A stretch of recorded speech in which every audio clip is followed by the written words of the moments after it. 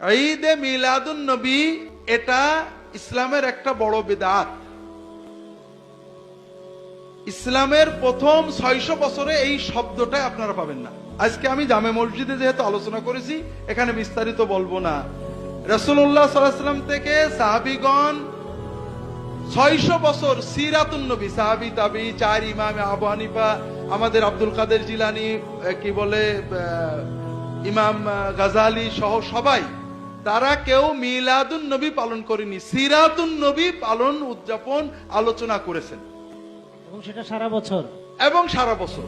এই জন্য রবিউল আউয়াল মাসে ঈদে মিলাদুন নবী পালন করাটা ইসলামে প্রবেশ করেছে রাসূলুল্লাহ সাল্লাল্লাহু আলাইহি ওয়াসাল্লামের ওফাতের 600 বছর পরে। তবে রাসূলুল্লাহ সাল্লাল্লাহু আলাইহি ওয়াসাল্লামের মিলাদ পালনের সুন্নত পদ্ধতি হলো মিলাদ দিন না বার, সোমবার প্রতি সপ্তাহে। বছর ঘুরে আসলে আপনি একদিন নবীর আশিক হবেন, এটার দ্বারা ইসলামের কিছু হয় না। এটা ইহুদি খ্রিস্টানদের সিস্টেম, আমরা নিছি। আপনি প্রতি সপ্তাহে সুযোগ পেলে সোমবারের দিন রোজা রাখবেন।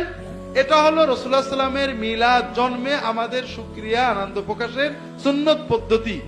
রাসূলুল্লাহ সাল্লাম সোমবারে রোজা রাখতেন। সাহাবা একরাম প্রশ্ন করেন, ইয়া রাসূলুল্লাহ, আপনি সোমবারে কেন রোজা রাখেন? তিনি বলেন, আমি এই দিনে জন্মেছি এবং এই দিনে আমি নবুয়ত পেয়েছি।